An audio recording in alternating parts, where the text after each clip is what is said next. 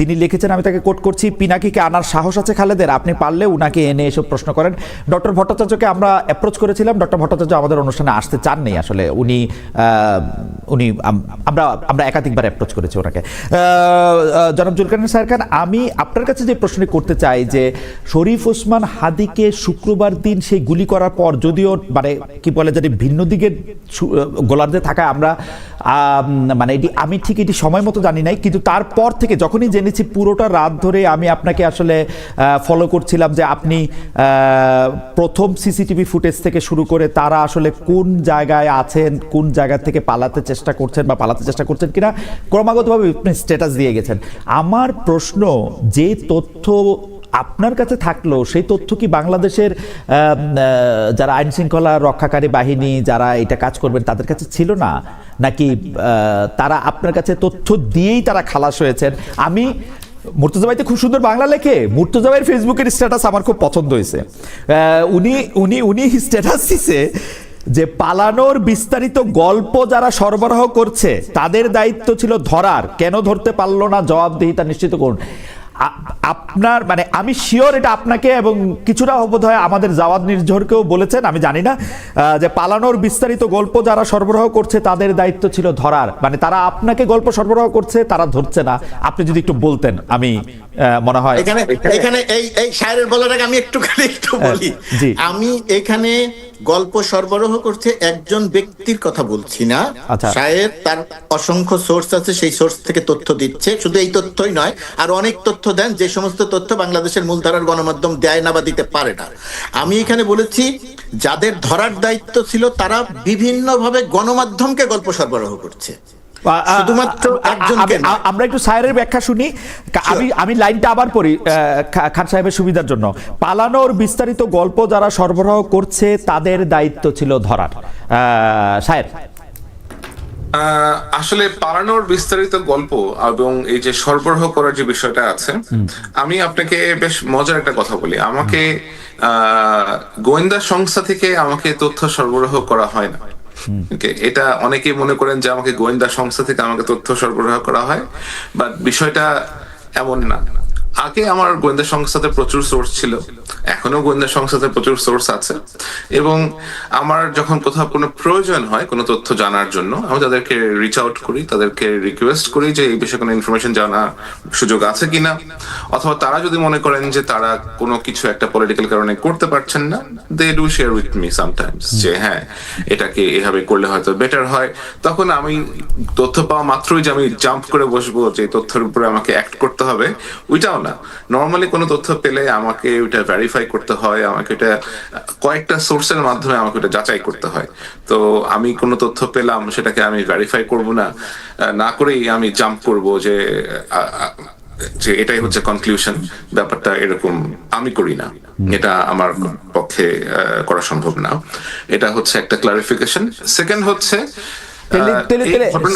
যদি আপনি আমার ইয়াটা একটু বলতেন যে মানে আপনি যে তথ্যগুলি পাইতেছেন সেই তথ্যগুলি কি বাংলাদেশের যাদের ধরার কথা এইটা দিয়ে আবার আমি যে তথ্যগুলো সেদিন পাচ্ছিলাম, এখন ইউ আন্ডারস্ট্যান্ড আমরা যখন কাজ করি এই ধরনের অনুসন্ধানী সাংবাদিকতা নিয়ে যখন আমরা কাজ করতে হয়, আমাদেরকে বিভিন্ন ধরনের মানুষের সাথে পরিচয় রাখতে হয়, বিভিন্ন ধরনের লোকজনের সাথে আমাদের পরিচয় থাকে। এই লোকদের মধ্যে কেউ হয়তো হতে পারে পুলিশের অফিসার, কেউ হয়তো হতে পারে আপনার আন্ডারওয়ার্ল্ডের সাথে রিলেটেড এরকম কোনো লোকজন, কেউ হয়তো হতে পারে আপনার অন্য কোনো পলিটিক্যাল পার্টির লোকজন, কেউ হয়তো সরকারের ভেতরের কোনো লোকজন, নট নেসেসারিলি যে ইন্টেলিজেন্সের লোকজন অথবা সিকিউরিটি ফোর্সের লোকজনই দিচ্ছে। এখন হয়তো এখানে এমন লোকজন আছেন যাদের পক্ষে এই তথ্যের ভিত্তিতে অ্যাক্ট করা সম্ভব হচ্ছে না, এবং আমার জন্য এই ছেলেটাকে চিনতে সময় লেগেছে কমপক্ষে হলো 4 থেকে 5 ঘন্টা। এবং এই তথ্য আমার কাছে বিভিন্ন মাধ্যমে আসছিল। ধরেন তার বন্ধুরা কেউ আসছিল, তার সাথে পড়াশোনা করেছে এরকম কেউ আসছিল। এই ছেলে আপনার বেসিসের মেম্বার ছিল, সে মোস্তফা জব্বার যিনি ছিল তার কাছ থেকে পুরস্কার নিয়েছে, এবং ওই যে আইটি সোসাইটি আপনার বেসিসের যে একটা সোসাইটি আছে, ওই সোসাইটির ভেতরের লোকজন আমাকে রিচ আউট করেছে যে আমরা এই ছেলেটাকে চিনতে পারতেছি, এই ছেলেটা হচ্ছে এই এটা। স্যার আপনি কিছু মনে করলে আপনার একটা কথা বলি, আপনি তো একজন মানুষ, বাংলাদেশের ডজন খানেক গোয়েন্দা সংস্থা আছে যাদের এই কাজগুলি রুটিন অনুযায়ী করার কথা। মানে জুমার নামাজের পরে উনি ব্যাটারি চালিত রিক্সা করে উনি যাচ্ছেন, একটা মোটরসাইকেলে করে ওনাকে গুলি করে দেওয়া হচ্ছে, সেইটা সিসিটিভির ফুটেজে দেখা যাচ্ছে। তারপরে কাজগুলি তো রুটিন, সেটা ক্রিমিনোলজিতেও পড়ানো হয়, সেটা যে কোনো কিছুতে পড়ানো হয়েছে। তারা যে গোয়েন্দা সংস্থা, এই নামটা গোয়েন্দা লাগাইতে হইলেও তাদের এগুলি পড়তে হয়েছে। না, এখানে খালেদ ভাই, আমি আপনাকে একটা জিনিস একটু বলি যে এই ঘটনাটা যেটা ঘটে, এটা খুবই খুবই আনপ্রেসিডেন্টেড এবং খুবই সাডেন একটা ইনসিডেন্ট। হ্যাঁ, এটার জন্য কেউই আসলে আপনার পরবর্তী আমি তার নিরাপত্তার কথা বলছি না, পরবর্তী পদক্ষেপ একটা ফ্রাইডেতে, এটা হয়েছে একটা ছুটির দিনে। এবং আমরা যখন এখন ইউ আন্ডারস্ট্যান্ড, সরকারি সংস্থা এবং সরকারি যারা কাজকর্ম করে তাদেরকে তো একটা হায়ারার্কি মেনটেন করতে হয়, তাদের প্রসেস আছে, তাদের প্রসেস ফলো করতে হয়। আমার কাছে যখন কোনো কিছু আসে, আমার তো ধরেন আরো 10টা হ্যান্ড আছে, আরো 20টা হ্যান্ড আছে, আমি হয়তো বিভিন্ন হ্যান্ডের মাধ্যমে রান করে আমি চেক করি যে এটা আসলে কি হচ্ছে অ্যাকচুয়ালি, এখানে আমি অ্যাসেস করে দেন আই রান ইট। তো আমার ক্ষেত্রে বিষয়টা যেমন, তাদের ক্ষেত্রে হয়তো বিষয়টা ওরকম না। হ্যাঁ, অফকোর্স এই ছেলেটাকে যখন 7 ঘন্টা, আমরা 5 ঘন্টা পরে যখন জানা গেছে যে এই ছেলেটা অ্যাকচুয়ালি কে, তখন by that time he has pretty much left the country. কারণ আমি যেটা শুরু থেকে বলে এসেছি যে এটা খুবই একটা কোঅর্ডিনেটেড মুভমেন্ট এবং খুবই কোঅর্ডিনেটেডলি তারা এই আক্রমণটা করেছে। এই ছেলেটাকে অনেকদিন ধরে ফলো করা হয়েছে, এরা এর ভেতরে প্রবেশ করেছে এবং এদেরকে প্রপারলি দেশ থেকে আপনার আরেক দিকে এক্সিট করে দেওয়ার জন্য একটা দল আছে। এবং আপনি শুনলে অবাক হবেন যে এই ছেলেটা যখন আক্রমণ করে, ওসমান হাদিকে যখন সে ফায়ার করে, তার পেছনে তখন 2টা সিএনজি ছিল এবং ওই সিএনজির মধ্যেও তার একটা ব্যাকআপ টিম ছিল, যে ব্যাকআপ টিমের কাজ ছিল যদি সে কোনো কারণে ব্যর্থ হয়, ওইখানে তারা আপনার স্মোক মিরর ক্রিয়েট করে তারা তাকে ওখান থেকে নিয়ে যাবে সরায়। তো এই জিনিসগুলো তো অবশ্যই আমাদের এজেন্সিরা যারা আছেন তারা অবশ্যই এখন এই বিষয়ে অনেক সচেতন হয়েছেন। I hope they are working on it on a very serious scale. আমি যেটা শুনতে পাচ্ছি, they are very serious about it. তো এরকম একটা ঘটনা আশা করি তারা ভবিষ্যতে আর যেন না ঘটে, এটা ঘটাতে সর্বোচ্চ অবস্থানে। আমি শুধু ভবিষ্যতের ক্ষেত্রের আগে আমি শুধু 2টা জিনিস একটু ক্লিয়ার হতে চাই। একটা জিনিস হচ্ছে অ্যাটেম্পট টু মার্ডারের ক্ষেত্রে আমি যতদূর জানি, যেই থানার জুরিসডিকশনে পড়বে তাদের কাউরে জিজ্ঞেস করতে হয় না। হোমিসাইডের ক্ষেত্রে কাউরে জিজ্ঞেস করতে হয় না প্রসিডিং শুরু করতে। এবং শুক্র, শনিবার, ঈদের দিন, পূজার দিন, এর কোনো কিছু আসলে যারা কোনো একটা হত্যা বা হত্যা প্রচেষ্টার ক্ষেত্রে যারা দায়িত্বে থাকেন তাদের ক্ষেত্রে এটার কোনো এক্সকিউজ নাই। কিন্তু আমরা দেখছি যে নড়তে চড়তে উপদেষ্টারা এসে একটা কথা বলতে, এবং সেই কথাও মানে অর্ধেক মিনিংলেস। ইন্টারেস্টিং ব্যাপার হচ্ছে আপনি কিন্তু দায়ী করছেন উপদেষ্টা, মানে বাঘের উপরে টাক তাকে, সেইখানে আপনি বলছেন স্বরাষ্ট্র মন্ত্রণালয়ের স্বরাষ্ট্র উপদেষ্টার নিয়ন্ত্রণে নাই। মানে অ্যাপারেন্টলি আমরা রিভেন উইঙ্কেলের নাম কাইটা ডক্টর মোহাম্মদ ইউনূস লিখতে দেখবো, আসলে সত্যি কথা, যিনি ঘুমায় থাকেন এবং যিনি কিছু চোখে দেখেন না। কারণ হচ্ছে আপনি লিখতেছেন এখানে আমি আপনাকে একটা জিনিস বলি খালেদ ভাই, এখানে আমাকে একটু সময় দেন, আমি আপনাকে একটু বুঝিয়ে বলি। যেটা বেসিক্যালি হয়েছে, যেটা আমি কালকেও একটা জায়গা থেকে বলছিলাম, যে সরকারের ভেতরে কিছু সরকার, মুর্তজা ভাই যেমন বলছিলেন যে এখানে অনেকগুলা উইং আছে, অনেকগুলো ইন্টারেস্ট পার্টি আছে এটার ভিতরে। এটা খুবই সত্যি কথা যে সরকারের ভেতরে যেহেতু বিভিন্ন জায়গা থেকে সমন্বয় করে লোকজন এখানে এনে জড়ো করে একটা সরকার পরিচালনার অবস্থা করা হয়েছে। এখানে বিভিন্ন মতের, বিভিন্ন আদর্শের লোকজন এখানে আছেন এবং এর মধ্যে এমন কিছু লোকজন আছেন যারা হয়তো কোনো মতাদর্শের না, তারা তাদেরকে জাস্ট নিয়াই হয়েছে সামনে আপনার কুমিরের বাচ্চার মতো প্রেজেন্ট করার জন্য। এরকম 3 থেকে 4 জন উপদেষ্টা আছে এবং আপনি দেখবেন যে পৃথিবীর যত কিছু হয় যে সরকারের হয়তো একটা চেয়ার ভেঙে গেছে, ওই উপদেষ্টার দোষ। কোথাও হয়তো কোনো আপনার বিদেশে কোনো একটা শ্রমিক পা পিছলে পড়ে গেছে, সেটাও আরেক উপদেষ্টার দোষ। কোথাও এক যাত্রা পালানে কোথাও কোনো কিছু একটা হচ্ছে, সেটাও হচ্ছে আরেক উপদেষ্টার দোষ।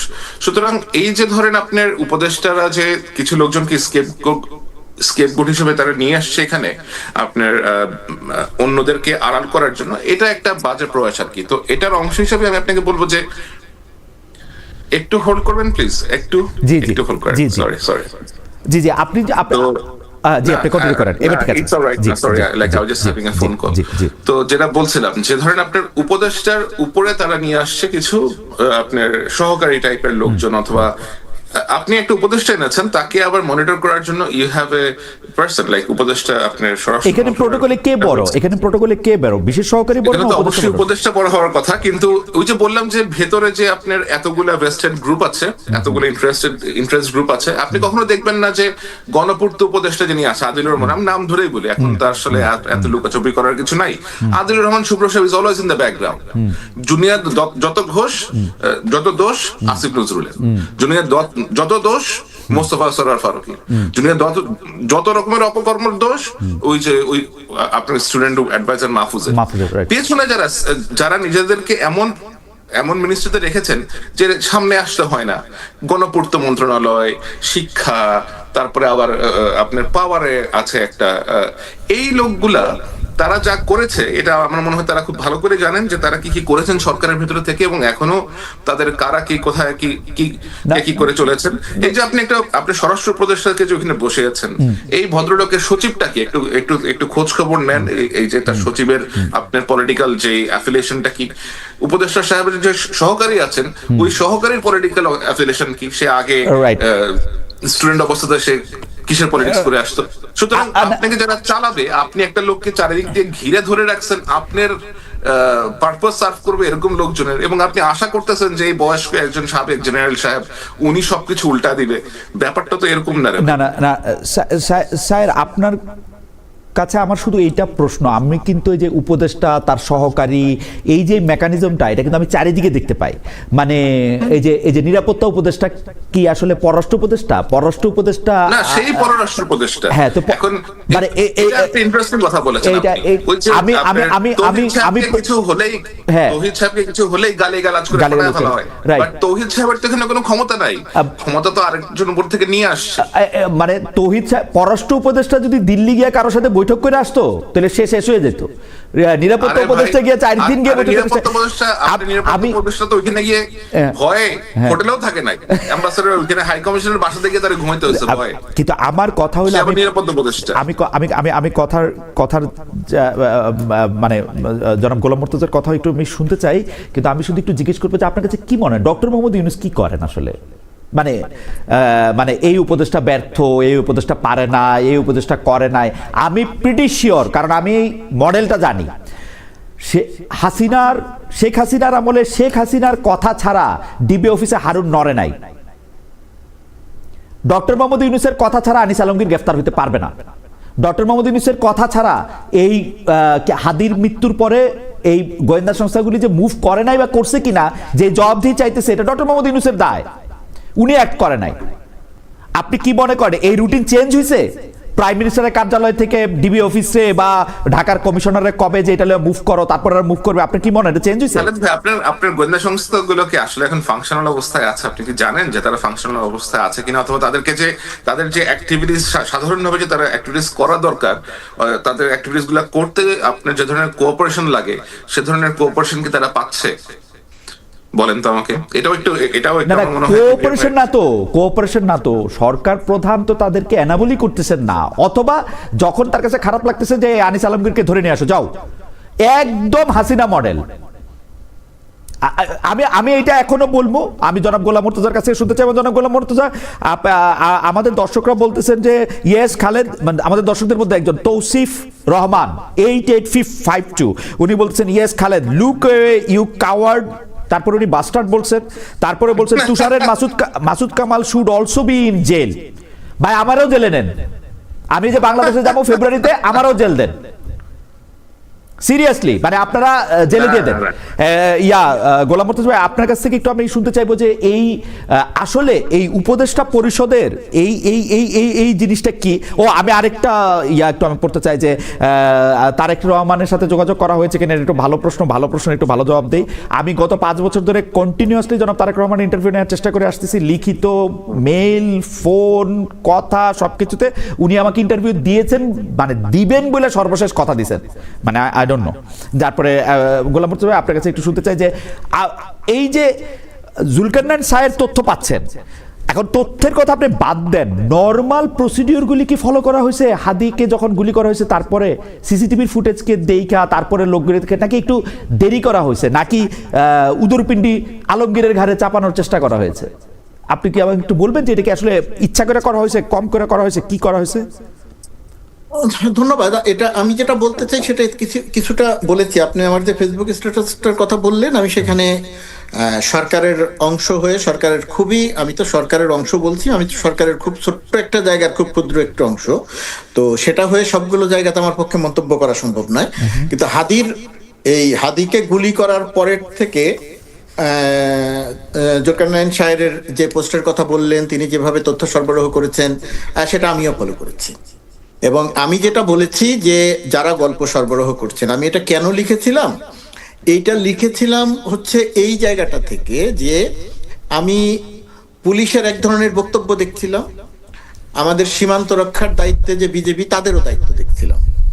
আমি একটা সময়ে সাংবাদিকতার একটা সময়ে মোটামুটি ভাবে ঢাকার বা বাংলাদেশের আন্ডারওয়ার্ল্ডের খোঁজ খবর রাখতাম, এবং আন্ডারওয়ার্ল্ডের খোঁজ খবর রাখতে গিয়ে পেশাদার খুনি থেকে শুরু করে আন্ডারওয়ার্ল্ডের টপ টেরর পর্যন্ত এদের সবার সঙ্গে, অনেকের সঙ্গে আমার খুব ঘনিষ্ঠ একটা যোগাযোগ তৈরি হয়েছিল।